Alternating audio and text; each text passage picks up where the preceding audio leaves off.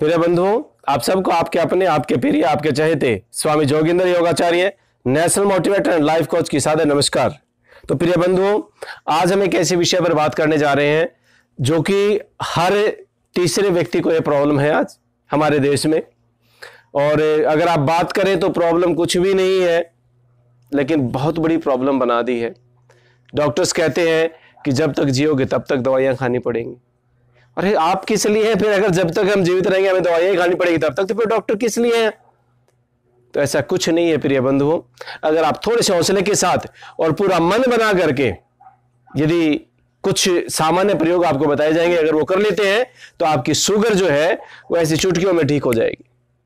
आपको कभी शुगर नहीं रहेगी। लेकिन मानसिक रूप से तैयार होना पड़ेगा। आपको मानसिक रूप से तैयार होना पड़ेगा कि मैं ठीक हो रहा हूं, मैं ठीक हो चुका हूं, ऐसा मानना पड़ेगा आपको। और फिर ये काम कीजिए, आपकी शुगर ऐसे चली जाएगी जैसे अपने हरियाणा में पुरानी कहावत है, जैसे गधे के सिर से सींग। आपको पता भी नहीं चलेगा कि कभी शुगर थी कि भी नहीं थी, क्योंकि हमने पिछले 18 साल के अनुभव से हमने जो अभ्यास किए हैं, जो लोगों के अंदर रिजल्ट हमने देखे हैं, जो प्रयोग हुए हैं, तो निश्चित रूप से लाखों व्यक्तियों ने इसका लाभ उठाया है और आप भी उनमें से एक हो सकते हैं। तो चलिए प्रिय बंधु, आगे हम चर्चा करते हैं। तो सबसे पहले आप सबका बहुत बहुत धन्यवाद कि आप लोग हमारे विचारों को आगे तक पहुंचा रहे हैं, लोगों को उनका लाभ मिल रहा है। और आप सब जिन्होंने हमारे चैनल को सब्सक्राइब किया, आप सबका बहुत बहुत धन्यवाद, धन्यवाद, धन्यवाद। और इसी कृतज्ञता के साथ हम आज के विषय को शुरू करते हैं। चलिए, तो आज अभी पहले हम बात करेंगे कुछ आसन और प्राणायाम की, जिनके करने से आपकी शुगर जो है वो नॉर्मल हो जाएगी। उससे पहले अगर मैं आपको बताऊं कि सामान्य रेंज, कईयों को तो मन में डाउट रहता है कि नॉर्मल रेंज होती क्या है शुगर की। तो 70 से 100 के बीच में जो फास्टिंग की शुगर है, अगर वो है आपकी, तो वो नॉर्मल है। अगर आपकी शुगर फास्टिंग की 100 से 120 है, तो इसका मतलब ये है कि आपको शुगर होने की संभावनाएं हो रही हैं। अगर 120 से ऊपर जा रही है तो फिर इसका मतलब शुगर हो चुकी है। ये फास्टिंग की मैंने बात की। और अगर आप खाना खाने के बाद की बात करते हैं तो प्रिय बंधुओं, अगर खाना खाने के बाद आपकी शुगर जो है वो 120 से 140 के बीच में अगर रहती है तो नॉर्मल है, कोई दिक्कत नहीं है। 150 तक भी नॉर्मल है, कोई दिक्कत नहीं है। लेकिन 150 से अगर 170 के बीच में जाती है तो इसका मतलब फिर आपको शुगर की शुरुआत हो चुकी है, और इससे ऊपर जाती है तो फिर आपकी शुगर बढ़ चुकी है। अब शुगर है क्या? हमारा एक ऑर्गन होता है पेट के अंदर, पेंक्रियाज, इसको बोलते हैं पेंक्रियाज, माने अग्नाशय। हिंदी में आयुर्वेद में बोलते हैं अग्नाशय। अग्नाशय मतलब अग्नि का स्थान, अग्नि का स्थान। तो इसको समझने का प्रयास करना कि शुगर हुई क्यों, क्योंकि आपके पेंक्रियाज ने काम करना कम कर दिया। पेंक्रियाज का काम था इंसुलिन नाम का हार्मोन बनाना, वो इंसुलिन बनना बंद हो गया। इंसुलिन का काम था शुगर को नियंत्रण में रखना, कंट्रोल में रखना, वो शुगर कंट्रोल में रहनी बंद हो गई। तो प्रिय बंधुओं, उसी कारण से आपको शुगर हुई। अब आपने हमेशा सुना होगा कि शुगर वाले रोगी को सैर करना जरूर बताते हैं डॉक्टर। वो कारण क्या उसके पीछे, वो बता देता हूं आज आपको। शुगर का मतलब है अग्नाशय, जो कि अग्नि का स्थान है। इसका मतलब है कि आपके अग्नाशय में जो आपके शरीर की अग्नि तत्व है वो कम हो गया है, उसको बढ़ाना पड़ेगा। और उसको बढ़ाने का तरीका है फिजिकल एक्टिविटी, शारीरिक व्यायाम करना। इसीलिए सैर करनी सबसे ज्यादा बताई जाती है। तो प्रिय बंधुओं, शरीर में जब भी अग्नि तत्व कम होगा आपको डायबिटीज हो जाएगी। दूसरा जो बेसिक जो रीजन है दूसरा, वो है स्ट्रेस, तनाव। जब भी आपको चिंता होगी, जब भी आपको तनाव होगा, जब भी आपको स्ट्रेस होगा, तभी आपके शरीर में से अग्नि तत्व कम होना शुरू हो जाएगा और आपको शुगर होने की संभावनाएं बढ़ जाएंगी। तो ये दो मुख्य रीजन हमने चर्चा की। तो अब हम बात करते हैं उन प्राणायाम और आसनों की, जिनके करने से आपकी शुगर जो है वो ठीक होगी। तो प्राणायाम में कपालभाति प्राणायाम, मैं बीमारियों के हिसाब से अलग अलग हर बार आपको बता रहा हूं, लेकिन कपालभाति अकेला, इसको संजीवनी कहा गया है। लेकिन फिर भी हम जिस दिन कपालभाति के विषय में चर्चा करेंगे उस दिन फिर सारी बीमारियां बताऊंगा कि कौन कौन सी बीमारियां ऐसे ठीक होती है। आज सिर्फ शुगर की बात करें तो कपालभाति प्राणायाम से आपकी शुगर ठीक होगी। तो श्वासों को बाहर छोड़ना स्टॉक के साथ, पूरी दुनिया आज जानती है कि कपालभाति प्राणायाम कैसे करते हैं। गुरु महाराज स्वामी रामदेव जी ने पूरी दुनिया को जागृत कर दिया। अब करें ना करें वो आपका काम है, लेकिन आप तक पहुंचा दिए वो चीज जो कि हम सब की पहुंच से बाहर थी। स्वामी जी ने तो निवेदन आपसे है कि आप प्लीज उनको प्रयोग करें और अपने जीवन में चमत्कार देखें। तो कपालभाति प्राणायाम,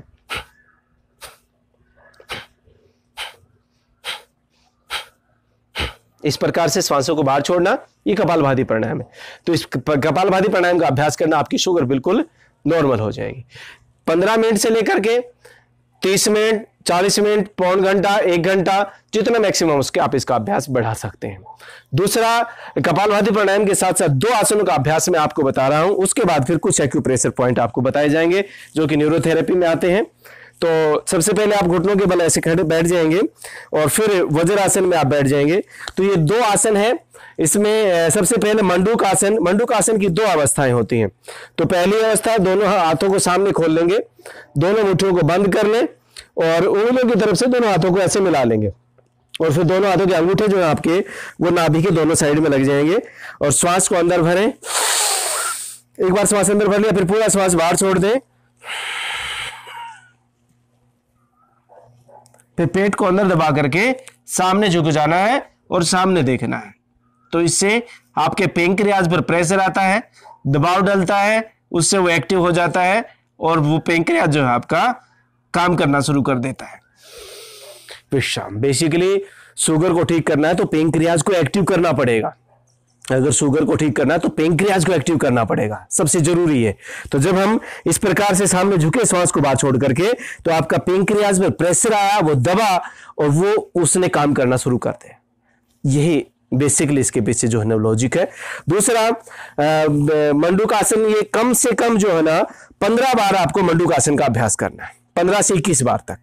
दूसरा, इसी का दूसरा अभ्यास, वो भी 15 से 21 बार तक करना है। उसमें आपका लेफ्ट हैंड की हथेली जो है नाभि के ऊपर लग जाएगी, बिल्कुल सेंटर में, राइट हैंड लेफ्ट हैंड के ऊपर, और ठीक उसी प्रकार जैसे पहले किया था। एक बार श्वास को अंदर भर के बाहर छोड़ दें और वैसे ही सामने झुक जाएंगे। तो ऐसे अभ्यास करने से आपका पेंक्रियाज एक्टिव होगा।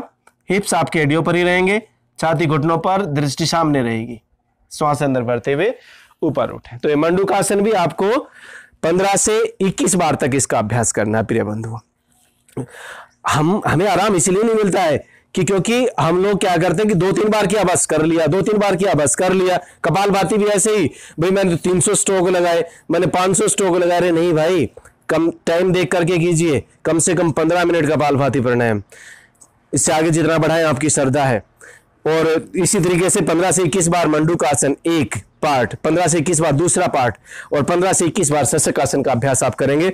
सशक माने होता है खरगोश, तो खरगोश जैसी आकृति इसमें हमारे शरीर की हो जाती है। पहले वाला था मंडूक, मंडूक माने मेंढक, तो मेंढक जैसी उसमें आपकी स्थिति हो गई थी। तो दोनों हाथ घुटनों पर, श्वास अंदर भरते ऊपर उठे और श्वास बाहर छोड़ते हुए सामने झुक जाए। तो हिप्स आपके एडियो पर रहेंगे और छाती घुटनों पर, हथेली, कोहनी और माथा जमीन पर रहेगा। तो ये सशक आसन, इसका अभ्यास आप 15 से 21 बार तक जो है ना करेंगे। इस आसन को आप भोजन करने से पहले भी कर सकते हैं। लिवर फैटी वाली वीडियो में हमने बताया था आपको कि सशक आसन जो है ना वो भोजन करने से पहले भी आप कर सकते हैं। तो 15 से 21 बार तक ये अभ्यास करेंगे। तो 3 अभ्यास हमने, एक प्राणायाम, 2 आसन आपको बताए, मंडूक आसन और सशक आसन। और अभी कुछ पॉइंट की मैं बात करूं तो पॉइंट मैं आपको बता देता हूं। तो सबसे पहले एक बार कैमरा थोड़ा नजदीक ले आएंगे, पॉइंट्स आपको शुगर के लिए हम लोग बता देते हैं। तो आपका जो है ना लीवर वाले पॉइंट के पास में, ये आपके राइट हैंड में जैसे लीवर का पॉइंट ये होता है, ठीक इसके साथ में इधर अंदर की तरफ, माने आप अगर को पहचान करनी है आपको, तो आपके रिंग फिंगर के बिल्कुल ठीक नीचे और इस रेखा के नीचे यहाँ पर ये पॉइंट जो आपका पेंक्रियाज का होता है, यहां से इसको ऐसे प्रेस करना, ये पॉइंट यहां से, ये दोनों ही हाथों में होता है। इसी तरीके से आपके लेफ्ट हैंड में भी मिडिल फिंगर, जो रिंग फिंगर है आपकी, उसके ठीक नीचे आइए ऐसे हथेली के बीच में, ये पॉइंट आपका पेंक्रियाज का। इसको ऐसे दबाएंगे सुबह सुबह खाली पेट, तो 1 मिनट, 2 मिनट तक, 3 मिनट तक, जितना भी आप दबा सके इसको दबाना, तो आपका पेंक्रियाज जो है वो एक्टिव हो जाएगा। तो ये आपको जो है ना एक्यूप्रेशर का पॉइंट बताया एक, तो इसका आप अभ्यास करना। इसके साथ साथ एक और मैं आपसे अगर निवेदन करना चाहूंगा कि क्लैपिंग जो है ना वो जरूर किया करें आप। दिन में सुबह और शाम 2-2 मिनट तक क्लैपिंग जरूर किया करें। इस प्रकार से दोनों हाथों को ऐसे करके, और जो है ना पूरा ये उंगलियां जैसे नमस्ते करते हैं ना, आप ऐसे नमस्ते करते हैं, ऐसे हाथ मिलने चाहिए। तो इस प्रकार से ये क्लैपिंग किया करें, इस प्रकार से। ये 2 मिनट भी अगर आपने कर ली क्लैपिंग, तो पूरे आपके बॉडी के ऑर्गन्स जो है ना वो एक्टिव हो जाएंगे, क्योंकि आपके हाथ में जो है ना, यहां से ऊपर ऊपर के हाथ में आपके शरीर के जो पूरे ऑर्गन्स के कोरस्पोंडेंस पॉइंट्स होते हैं, जैसे पेंक्रियाज के मैंने बताया ये पॉइंट, इसी तरीके से पूरे हाथ में अलग अलग पॉइंट होते हैं, किसी दिन उनके विषय में भी चर्चा करेंगे। तो ये पॉइंट जब हम क्लैपिंग करते हैं तो सारे पॉइंट जो है ना वो दब जाते हैं। तो प्रिय बंधुओं, मैंने कुछ जो है ना आपसे आज चर्चा की, और इससे भी ज्यादा गहरी चर्चा मैं कल की वीडियो में करूंगा, क्योंकि एक बार वीडियो बनाता हूं तो फिर कुछ भाई बंधु हमारे कहते हैं कि स्वामी जी वीडियो लंबी हो जाती है, तो हम इसको आज छोटी ही रखेंगे, इतनी ही। तो अगली इसका सेकंड पार्ट हम बनाएंगे, उसमें हमें घरेलू जो प्रयोग है वो हम लिखेंगे, घरेलू जो प्रयोग है हम वो उसमें जो ना आपको बताएंगे, वो आप उनको नोट कर लेना, लिख लेना, और शुगर को बिल्कुल जड़ मूल से आपको खत्म करना है। और ये तो सिर्फ प्रयोग वो बता रहा हूं मैं आपको, जो आपको लॉकडाउन के तो तहत आपने घर में ही कर सकते हैं। उसके बाद आगे फिर और चर्चा करेंगे। तो प्रिय बंधुओं, कल फिर मिलते हैं शुगर के पार्ट 2 के साथ में, जिसमें आपको कुछ घरेलू प्रयोग बताए जाएंगे। इन्हीं शब्दों के साथ आप सभी प्रिय बंधुओं का बहुत बहुत धन्यवाद, धन्यवाद, धन्यवाद।